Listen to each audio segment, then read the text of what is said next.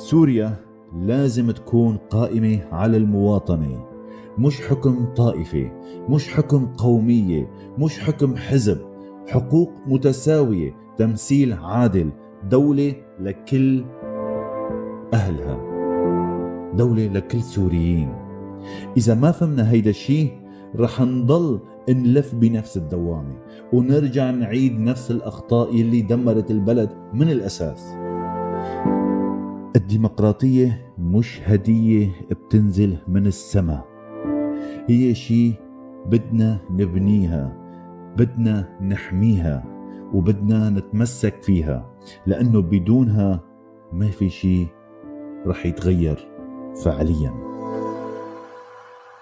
سلام.